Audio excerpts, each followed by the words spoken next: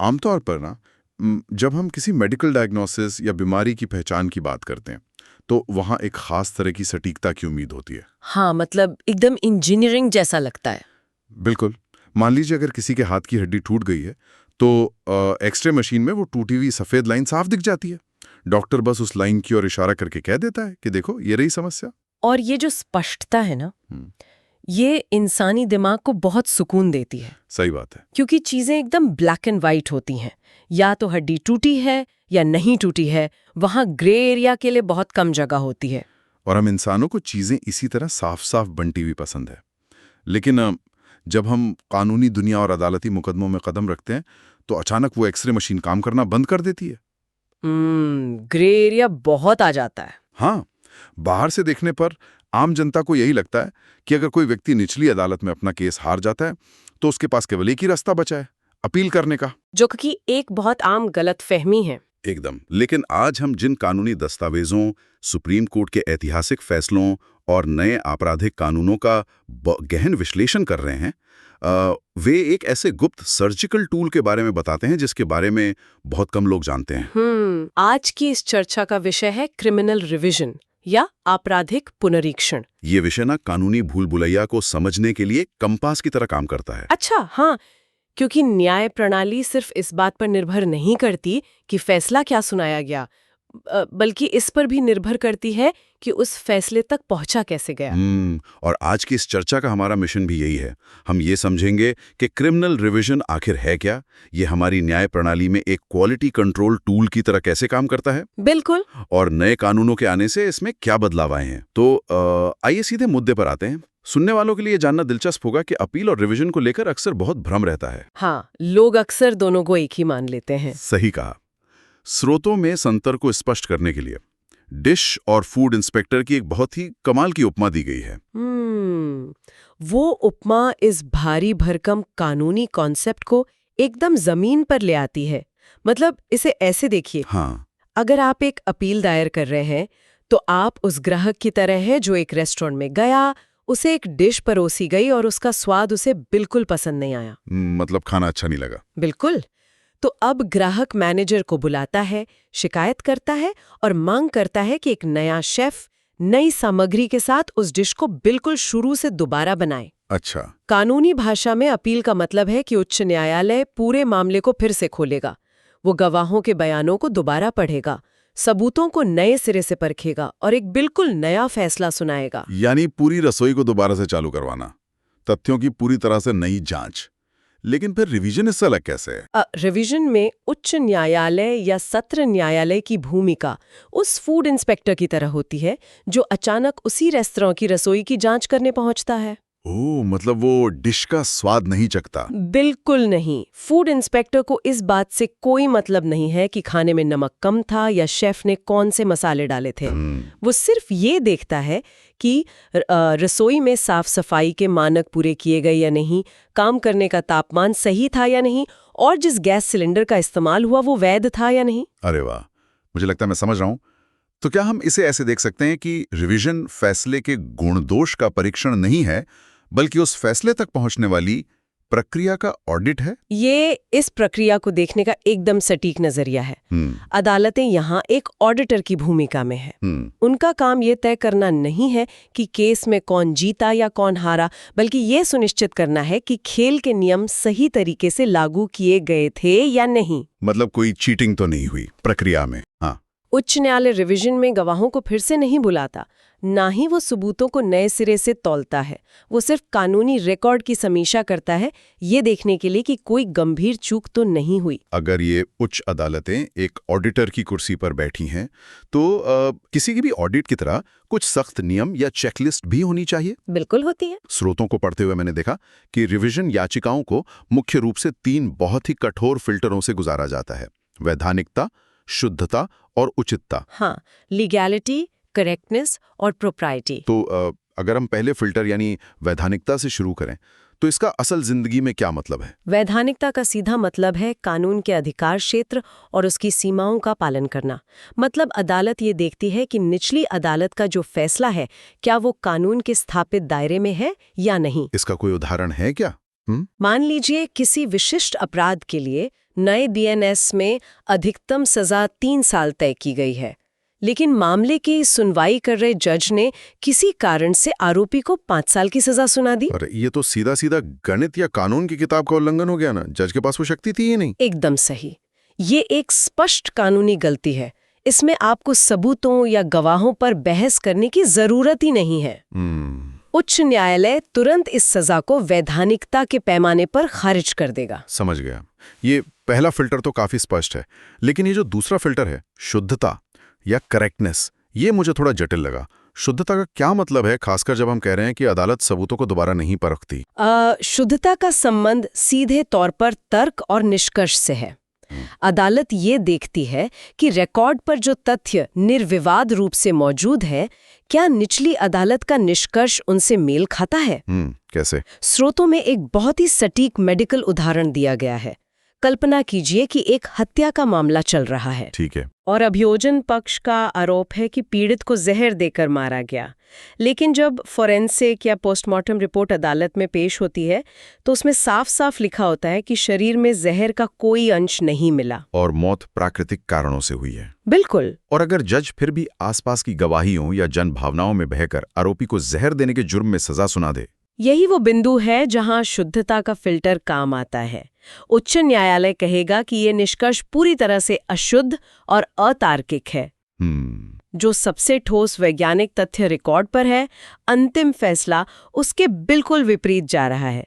यहाँ अदालत सबूतों को दोबारा तौल नहीं रही है, वो बस ये बता रही है कि निष्कर्ष तथ्यों से मेल नहीं खाता। यानी अगर 2 और 2 मिलकर 5 हो रहे हो तो वो शुद्धता के पैमाने पर फेल हो जाएगा। अब आते हैं तीसरे फिल्टर पर, उचितता। ये शब्द सुनने में थोड़ा दार्शनिक या किताबी लगता है। असल अदालतों में इसका क्या महत्व है? इसका सीधा संबंध प्राकृतिक न्याय यानी नेचुरल जस्टिस के बुनियादी सिद्धांतों से है। अच्छा।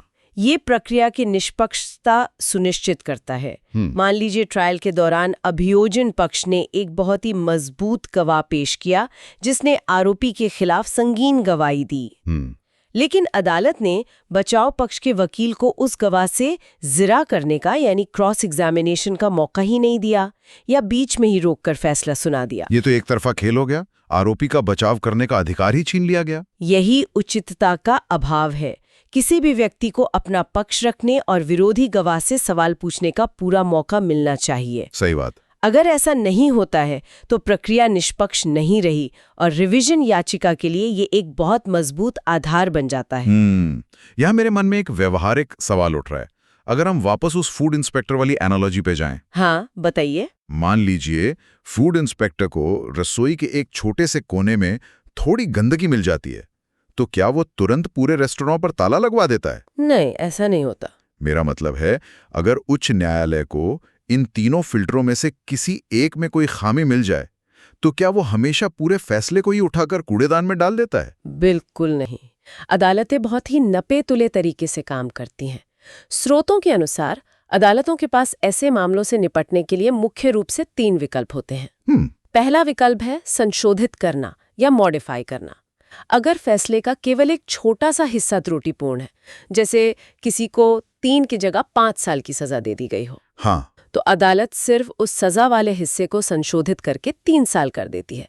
बाकी का फैसला जिसमें व्यक्ति को दोषी ठहराया गया है अपनी जगह बरकरार रहता है। ये तो किसी दस्तावेज में केवल एक गलत शब्द पर व्हाइटनर लगाकर उसे ठीक करने जैसा हो गया। और बाकी 2 विकल्प क्या हैं? दूसरा विकल्प है निरस्त करना या सेट असाइड। ये अत्यधिक गंभीर मामलों में होता है। जैसे उदाहरण के लिए, अगर किसी अदालत ने कोई ऐसा फैसला सुना दिया है जिसे सुनने का उसके पास क्षेत्रीय या कानूनी अधिकार ही नहीं था, तो वो पूरी प्रक्रिया ही अवैध हो जाती है। तब तो पूरा आदेश ही रद्द हो जाएगा। हाँ, उच्च न्यायालय उस पूरे आदेश को शून्य घोषित कर देता है। और तीसरा विकल्प है सुधार करना या करेक्ट करना। इसमें क्या होता है? कई बार अदालती फैसलों में लिपिकीय या टाइपिंग की छोटी-मोटी गलतियां हो जाती हैं। नाम की स्पेलिंग गलत हो गई या धारा का नंबर गलत टाइप हो गया। Clerical mistakes. बिल्कुल। इन गलतियों से केस के नतीजे पर कोई फर्क नहीं पड़ता, लेकिन कानूनी रिकॉर्ड को दुरुस्त रखने के लिए अदालतें रिवीजन के जरिए इन तकनीकी गलतियों को सुधारती हैं। ये वाकई एक बहुत ही सटीक और सूक्ष्म प्रक्रिया है। लेकिन सुनने वालों के लिए ये समझना सबसे ज्यादा जरूरी है कि आखिर असल जिंदगी में इस टूल का इस्तेमाल कब होता है। क्योंकि कोई भी व्यक्ति हर छोटी-मोटी टाइपिंग मिस्टेक के लिए तो हाई कोर्ट का दरवाजा नहीं खटखटा सकता। ये रिवीजन गेम चेंजर कब साबित होता है? ये तब गेम चेंजर बनता है जब किसी व्यक्ति के पास अपील करने का अधिकार ही मौजूद ना हो। अपील का अधिकार ही ना हो? हाँ। ऐसा कब होता है? कानूनी प्रक्रिया में एक बहुत ही महत्वपूर्ण कॉन्सेप्ट होता है जिसे इंटरलॉक्यूटरी आदेश या मध्यवर्ती आदेश कहा जाता है। इंटरलॉक्यूटरी आदेश, हाँ। यानी केस की सुनवाई के बीच में आने वाले आदेश। हाँ।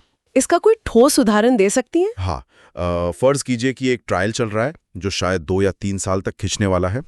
ट्रायल के बीच में बचाव पक्ष जज से अनुरोध करता है कि एक विशेष सरकारी दस्तावेज मंगाया जाए जो उनके मुवक्किल को बेगुनाह साबित कर सकता है।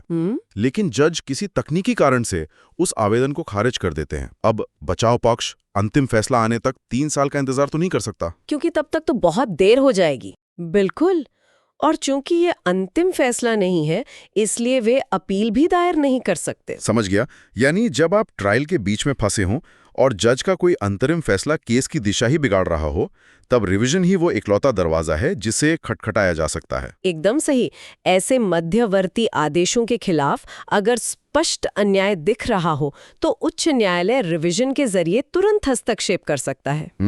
इसके अलावा जब किसी केस में ऐसा अन्याय हुआ हो जो तार्किक चेतना को झकझोर दे, जैसे बिना किसी नोटिस के ही किसी की संपत्ति कुर्क करने का आदेश दे देना, वहां रिवीजन बहुत काम आता है। इस पे ना मैं एक बहुत ही विशिष्ट स्थिति के बारे में सोच रहा था जो आज के डिजिटल युग में बहुत आम है। हाँ, बताइए। मान लीजिए किसी घटना का एक बहुत ही महत्वपूर्ण सीसीटीवी फुटेज है। अगर निचली अदालत के जज ने अपने अंतिम फैसले में उस अहम फुटेज का कहीं कोई जिक्र ही नहीं किया है तो क्या होगा?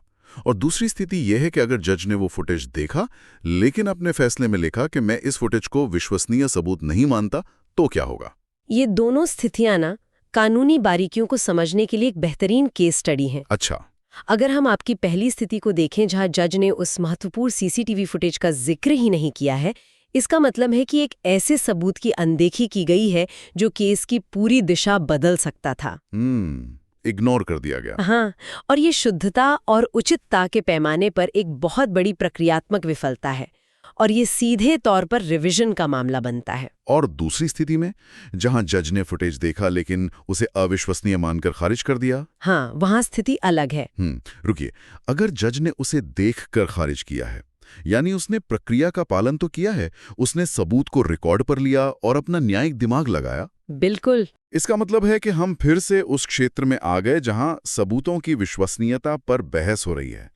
तो क्या ये रिवीजन के दायरे से बाहर होकर वापस अपील का हिस्सा बन जाएगा? आपकी तर्क शक्ति बिल्कुल सही दिशा में जा रही है।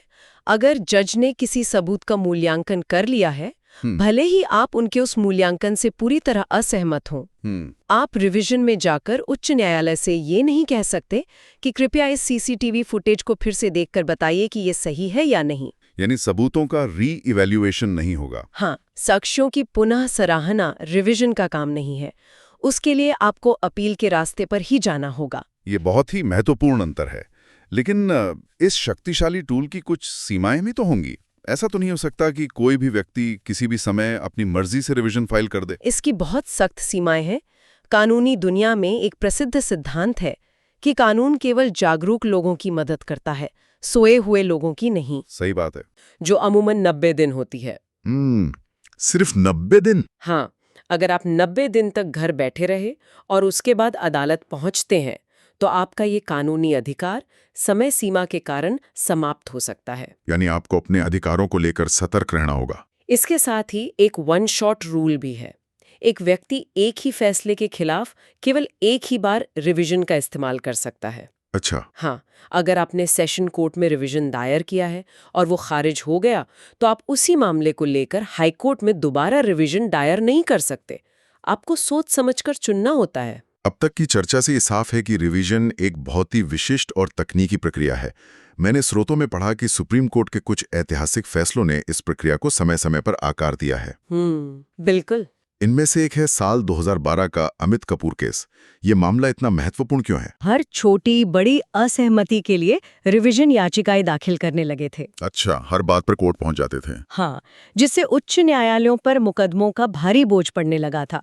इस केस में सुप्रीम कोर्ट ने एक बहुत ही सख्त लकीर खींच दी। उन्होंने स्पष्ट किया कि जब तक निचली अदालत का फैसला पूरी तरह से गलत न हो या ग्रॉसली इनएक्यूरेट न हो, तब तक उच्च न्यायालयों को सामान्य गलतियों के लिए हस्तक्षेप नहीं करना चाहिए। यानी एक रिमाइंडर था कि रिवीजन कोई रूटीन काम नहीं है। एकदम सही। और एक और दिलचस्प मामला जो मुझे स्रोतों में मिला वो है 2022 का होनैया केस।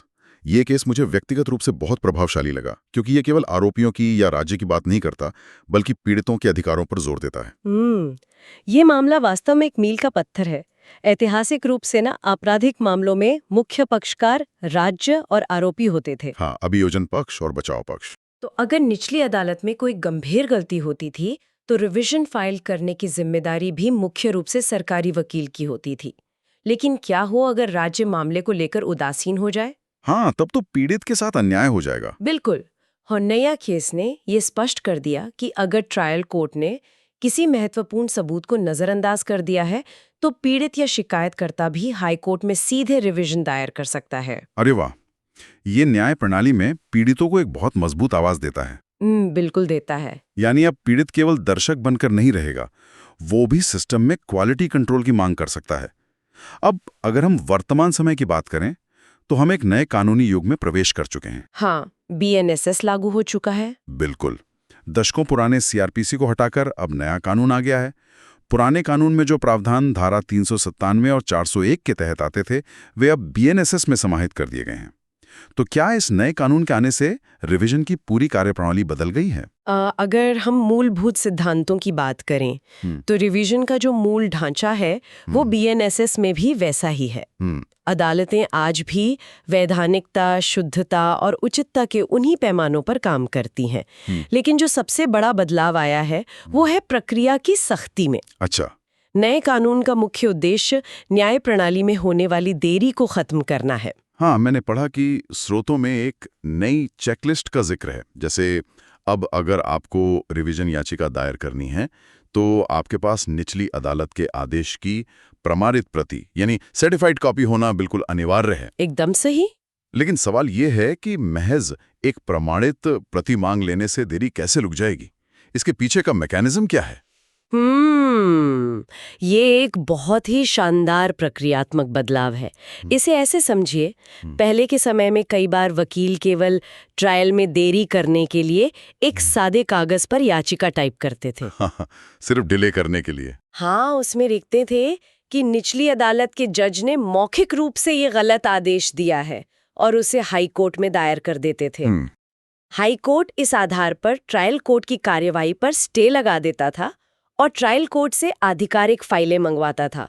इस पूरी प्रक्रिया में कई महीने बर्बाद हो जाते थे, जिससे ट्रायल रुक जाता था। ओह, तो ये सिस्टम की खामी का फायदा उठाने जैसा था। बिल्कुल। लेकिन अब BNSS के तहत प्रमाणित प्रति अनिवार्य होने का मतलब है कि आप अदालत में कोई सादा कागज या मनगढ़ंत कहानी लेकर नहीं आ सकते। आपको पहले निचली अदालत से उस आदेश की आधिकारिक मुहर लगी कॉपी निकलवानी होगी। जब वो प्रमाणिक रिकॉर्ड हाईकोर्ट के सामने होगा तभी सुनवाई आगे बढ़ेगी। इससे बेबुनियाद याचिकाओं के जरिए केस को अटकाने की रणनीति पर सीधे रोक लग गई है। हाँ, एकदम सही कहा। तो इस पूरी चर्चा को अगर हम समेटें तो सुनने वालों के लिए स्पष्ट है कि क्रिमिनल रिवीजन कोई जादुई छड़ी नहीं है जिसे घुमाकर आप हारा हुआ केस पलट सकते हैं। बिल्कुल नहीं। ये अपील की तरह आपका पूर्ण अधिकार नहीं है, बल्कि एक विवेकाधीन राहत है। ये वास्तव में एक सूक्ष्म सर्जिकल टूल है जो तभी काम आता है जब न्याय प्रणाली के भीतर ही कोई प्रक्रियात्मक संक्रमण फैल गया हो। और सुनने वालों के लिए ये समझना बहुत जरूरी है कि हमारी व्यवस्था सिर्फ गवाहों के रोने या वकीलों की जिरा से नहीं चलती। सही बात है। क्रिमिनल रिवीजन ये दर्शाता है कि हमारे सिस्टम में कितनी गहरी चेक एंड बैलेंस की प्रणाली मौजूद है। ये सुनिश्चित करता है कि न्यायपालिका खुद अपनी प्रक्रियाओं पर कड़ी नजर रखे। लेकिन जाते जाते स्रोतों में एक ऐसा मामला भी है जो अदालत की इस भूमिका को एक बिल्कुल नए स्तर पर ले जाता है। 1990 का साहब सिंह केस। वो बहुत ही अलग मामला था। इस केस में क्या हुआ था? उस मामले ने स्थापित किया कि उच्च न्यायालय के पास रिवीजन में सुओ मोटो यानी स्वप्रेरणा से कार्यवाही करने की भी शक्ति है। सुओ मोटो, इसका मतलब क्या हुआ? इसका मतलब है कि अगर अदालत खुद किसी केस का रिकॉर्ड देख रही है और उसे कोई भयंकर कानूनी त्रुटि दिख जाती है, जैसे किसी जघन्य अपराध में बहुत ही कम सजा दी गई हो, तो वो किसी याचिकाकर्ता के आने का इंतजार नहीं करेगी। अदालत खुद हस्तक्षेप कर सकती है और आरोपी को नोटिस देकर उसकी सजा बढ़ा भी सकती है। ये तो बहुत ही शक्तिशाली और विचारोत्तेजक बात है। हम हमेशा ये मानकर चलते हैं कि अदालत क्रिकेट के एक तटस्थ अंपायर की तरह है जो केवल तभी उंगली उठाता है जब कोई खिलाड़ी अपील करता है। बिल्कुल, आम धारणा तो यही है। लेकिन सुओ मोटो रिवीजन की ये शक्ति हमें सोचने पर मजबूर करती है कि क्या अदालतें केवल मूक दर्शक और तटस्थ अंपायर हैं, या वे न्याय की एक सक्रिय संरक्षक हैं जो बिना किसी की शिकायत के भी आगे बढ़कर गलतियों को सुधार सकती हैं? ये एक बहुत गहरा सवाल है। है जिस पर उन्हें जरूर सोचना चाहिए।